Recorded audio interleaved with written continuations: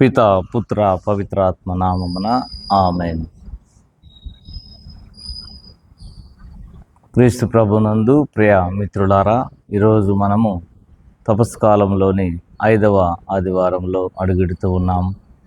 ఈనాటి పరిశుద్ధ గ్రంథ పఠనాల్లో దేవుడు మనకు మృత్యువు నుండి జీవమును దయచేస్తారని తెలియజేస్తూ ఉన్నారు.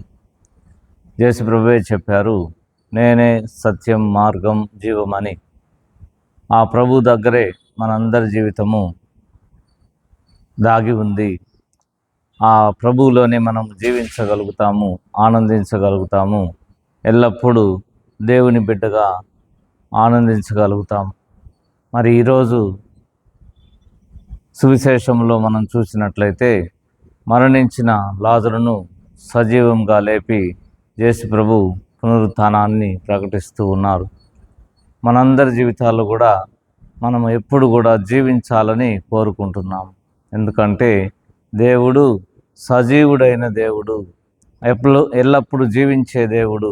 కావున మనందరం కూడా ఎల్లప్పుడూ జీవించాలని, ఆనందంగా జీవించాలని కోరుకుంటూ ఉన్నాం. మరి ఆ జీవం పొందాలంటే మనము దేవుని చేత ప్రేమించబడాలి. లాజరు మరి దేవుని చిత్తాన్ని నెరవేరుస్తూ దేవునికి ప్రేమైన బిడ్డగా ఉన్నాడు. యేసు ప్రభు ఆయనను ప్రేమించారు అని మనం సువిశేషంలో వింటూ ఉన్నాం. దేవుని చేత ప్రేమించబడటం అంటే ఎంతో గొప్ప భాగ్యం. మరి యావే ప్రభు యేసు ప్రభు గురించి తెలియపరుస్తూ, ఇతడే నా ప్రియమైన కుమారుడు, ఇతని యందు నేను ఆనందించుచున్నాను అని యావే ప్రభు యేసు ప్రభు గురించి చెబుతూ ఉన్నారు. మరి దేవుని చిత్తాన్ని పాటించిన వారు దేవునికి ప్రేమగా ఉంటారు. కావున మనందరం కూడా ఆ ప్రభు యొక్క ప్రియమైన బిడ్డగా తయారవటానికి ఈ లోకంలో మనకు ఎన్నో గొప్ప అవకాశాలు దేవుడు దయచేస్తూ ఉన్నారు. ముఖ్యంగా మనందరికీ తన వాక్యాన్ని వినిపిస్తూ ఉన్నాడు. ఆ వాక్యము సత్యమై ఉన్నది, ఆ వాక్యము మనకు జీవమై ఉన్నది. కావున దేవుని చిత్తాన్ని పాటించిన వారు, ఎవరెవరైతే దేవునికి ప్రేమగా ఉన్నవారు, వాళ్ళు దేవుని స్వరాన్ని వింటారు. దేవుడు పిలిచిన వెంటనే మృత్యువులో ఉన్నా కానీ లేచి నిలబడతారు, లేచి నడుస్తారు అని ఈరోజు మనం సువిశేషంలో చూస్తూ ఉన్నాం. ఆ ప్రభు మరి మనము సజీవంగా ఉండటము ఆయనకు ఎంతో ఇష్టం.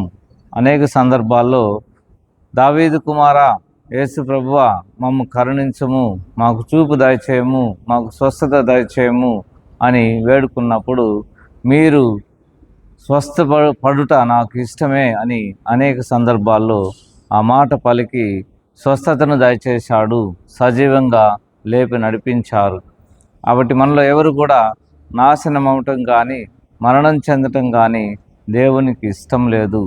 అందరూ జీవంతో ఉండాలని, సంతోషంగా ఉండాలని దేవుడు ఎప్పుడు కోరుకుంటున్నాడు.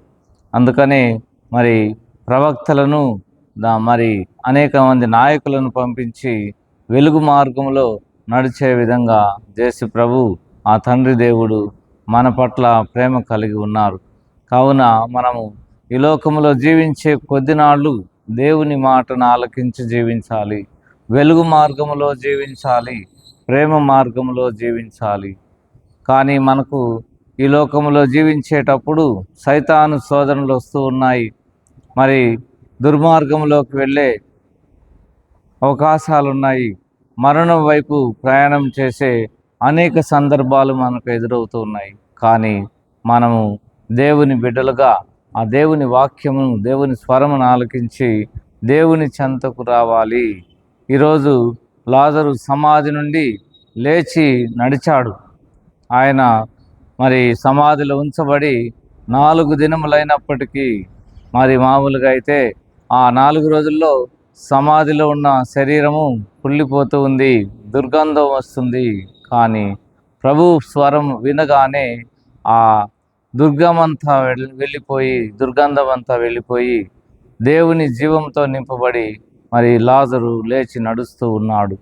మరి మనందరం కూడా ముందుగా అలాగా దేవుని జీవంలోకి రావాలంటే మనకు అడ్డుగోడుగా ఉన్నటువంటి రాతి బండను మన దుర్గుణాలను, మన చెడు తలంపులను, చెడు పనులను తీసివేసుకొని దేవుని బిడ్డగా మనము సజీవంగా ఈ లోకంలో జీవించాలి.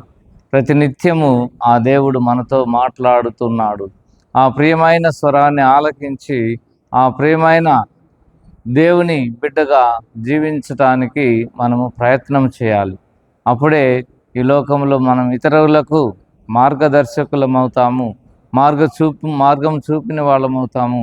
ఆయన శిష్యులుగా, ఆయన బిడ్డలుగా మనము గొప్ప పని చేసిన వారమవుతాం. కావున ఈ పవిత్రమైనటువంటి దేవుని వాక్యాన్ని, దేవుని స్వరాన్ని ఆలకించటానికి మనం సిద్ధంగా ఉండాలి. మరి ఆ ప్రభు మనకు జీవం పోసిన తర్వాత కొన్నిసార్లు మన జీవితంలో కట్టబడి ఉన్నాము, కట్లు కట్టి మరి నడవలేక స్థితిలో ఉంటూ ఉన్నాము. ఈలోక ఆశలు, ఈలోక మరి వాంఛలు మనల్ని దేవుని మార్గంలో నడవటానికి బంధకాలుగా ఉంటున్నాయి, బంధింపబడుతూ ఉన్నాం. మరి ఆ కట్లను విప్పివేసి మరి దేవుని మార్గంలో నడిచేదానికి మన తోటి వారు సహాయం చేస్తూ ఉన్నారు. ఆ ప్రభువు చెబుతున్నాడు, లాజరు బయటకు రాని తర్వాత ఆయన కట్లు విప్పివేయండి అని తన తోడిన వారికి ఆజ్ఞాపిస్తున్నాడు. ఇలా మనం కూడా మన జీవితంలో దేనికి బంధింపబడి ఉన్నామో ఒక్కసారి జ్ఞాపకం చేసుకోవాలి. జీవం మార్గంలో నడవాలంటే దేవుని వాక్యం మనకు సమృద్ధిగా ఉండాలి. ఆ వాక్యం మన హృదయాల్లో సమృద్ధిగా ఉన్నప్పుడు మరి అన్ని బంధనాలు అన్నీ మరి కట్టివేయబడటం మనము గమనించుకొని వాటి నుంచి బయటపడి దేవుని జీవములో మార్గంలో నడవగలుగుతాం. కావున యేసు ప్రభు మన కోసం మన చెంతకు వస్తున్నాడు. మనము చనిపోయిన స్థితిలో ఉన్నా కానీ ఆయన మనల్ని సజీవులుగా లేవనెత్తగలిగే శక్తి కలిగి ఉన్నారు. ఈ లోకంలో మరెవరికి అలాంటి శక్తి లేదు. ఎందుకంటే యేసు ప్రభువే మార్గము, సత్యము, జీవమై ఉన్నారు. కాబట్టి ఆ జీవాన్ని తాను తీసుకొనగలడు మరియు పోయగలడు. మరి ఆయన జీవితంలో ఉన్నప్పుడు, ఈ లోకంలో జీవించినప్పుడు మరి ఎంతోమందికి స్వస్థతను దయచేశాడు. జీవమును సమృద్ధిగా ఇచ్చేదానికి వచ్చి ఉన్నానని యోహాను సువార్త 10వ అధ్యాయం 10వ వచనంలో, నేను జీవమునిచ్చుటకు దానిని సమృద్ధిగా నిచ్చుటకు వచ్చి ఉన్నానని యేసు ప్రభు మనందరికీ తెలియజేస్తున్నాడు. కావున మనము ఆ జీవాన్ని పొందటానికి ఈ లోకంలో ఆ దేవుణ్ణి తెలుసుకోవాలి. యేసు ప్రభువును తెలుసుకొని ఆ ప్రభు యొక్క ప్రేమలో మనం నడుచుకోవాలి. ఆ ప్రభు యొక్క ప్రేమను నిరంతరం మనం అనుభవిస్తూ ఉండాలి. ఆ ప్రేమను మనం పొంది మన తోటి వారందరికీ కూడా ఆ జీవాన్ని అందించాలి. అదే దేవుడు మానవ సృష్టిలో ప్రతి ఒక్కరికి ఇచ్చిన భాగ్యం. ప్రేమతో నింపబడటం, జ్ఞానంతో నింపబడటం, దేవుని శక్తితో నింపబడటం. మరి మనలో ఎంతమంది ఈ యొక్క శక్తిని, దేవుని ప్రేమను, దేవుని జ్ఞానాన్ని మనం గుర్తు చేసుకుంటున్నాము? ఎంత విజ్ఞానవంతుడైనప్పటికీ ఆ దేవుని ప్రమేయం లేకుండా ఒక్క మంచి పని కూడా చేయలేడు. కావున దేవుడు మనందరినీ నిరంతరం తన మాటలతోటి, తన యొక్క వాక్యంతోటి మనల్ని జీవింప చేస్తున్నాడు. మరి ముఖ్యముగా యేసు ప్రభు తన శరీర రక్తాలను మనకు పంచి ఇచ్చి తన జీవాన్ని మనలో నింపుతున్నాడు. నేను ఇచ్చు ఆహారం జీవించువాడు ఎన్నటికీ ఆకలి గొనడు అంటున్నారు. నేనిచ్చు జలములు తీసుకున్నవాడు ఎన్నటికీ దప్పిక కొనడు అంటున్నారు. ఆ జీవజలములు, జీవాహారము ఆ బైబిల్ వాక్యాలు. అదే సమయంలో తన యొక్క శరీర రక్తాలు, ఆయన మనకు తన శరీర రక్తాలను ఆ బలిపీఠం మీద ఇచ్చి ఆ తర్వాత ఆ కొండ మీద సిలువలో తన ప్రాణాన్ని దారబోసి తన యొక్క మాటలను స్పష్టం చేశారు మనందరికీ. కావున ఈ లోకంలో ఉన్న మనందరం కూడా ప్రభువుని విశ్వసించి ప్రభు యొక్క మాటలలో, ప్రభు యొక్క శరీర రక్తాలతో పోషింపబడి దేవుని బిడ్డలుగా జీవించే భాగ్యం దయచేయమని మనందరము నిరంతరం ప్రార్థన చేసుకోవాలి. ప్రతి క్షణము కూడా దేవుడు మనతో మాట్లాడుతున్నాడు. దేవుడు మనలోనే ఉన్నాడు. దేవుడు సజీవుడైన దేవుడు. పేతురు గారు అంటున్నాడు, మేము ఎక్కడికి పోగలం ప్రభువా, నీ యొద్ద నిత్య జీవపు మాటలు కలవు అని చెప్పి ఆ ఆనందాన్ని, అనుభవాన్ని మనందరికీ తెలియజేస్తున్నాడు. మనందరం కూడా దేవుని మాట వింటే ఎంతో ఆనందం కలుగుతుంది, ఎంతో సజీవంగా జీవించగలుగుతాం. దేవుని మాట కాకుండా సైతాను మాట మనం తీసుకున్నట్లయితే మనము వినాశనం వైపు అడుగులు వేస్తున్నామని గుర్తుంచుకోవాలి. మరి మన ఈ లోకంలో ఉన్నంతకాలము దేవుడు మనతో మాట్లాడుతున్నాడు. మనం కూడా ప్రార్థనలో దేవునితో మాట్లాడాలి. ఆ దేవుని చిత్తాన్ని తెలుసుకోవటానికి జ్ఞానము దయచేయమని ప్రార్థన చేయాలి. ప్రార్థన అనగానే మనము మన విన్నపాలను, మన ఈలోక కోరికలను ప్రభువుకు తెలియచేయటం కాదు. ప్రార్థన అంటే దేవుని చిత్తాన్ని ఎరిగి ఆ దేవుని మార్గంలో నడవటం. యేసు ప్రభు ఆ తండ్రి చిత్తాన్ని తెలుసుకున్నాడు. మానవాళి రక్షణార్థమై తాను ఈ లోకానికి పంపబడ్డాడు. అనేక సందర్భాల్లో ఆ మాటను చెప్పాడు. ఆ పని చేసిన తర్వాతనే నాకు ఆనందము, నాకు సంతోషమని యేసు ప్రభు చెప్తున్నాడు.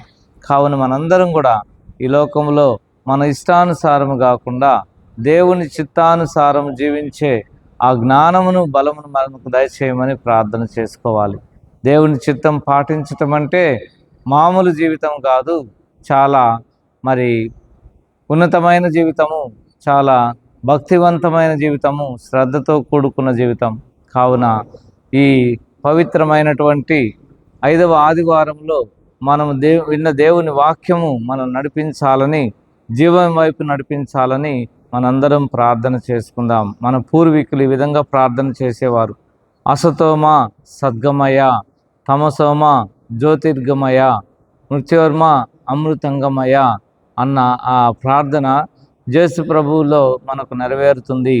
మరి అసత్యము నుండి సత్యానికి, చీకటి నుండి వెలుగునకు, మరణము నుండి జీవమునకు మమ్మల్ని నడిపించు దేవా అని ప్రార్థన చేసుకుంటూ దేవుని బిడ్డగా జీవించడానికి దేవుని సహాయం కోరుకుందాం. ఆమేన్. ప్రభువు మీతో ఉందురుగాక, మీ ఆత్మతో ఉందురుగాక.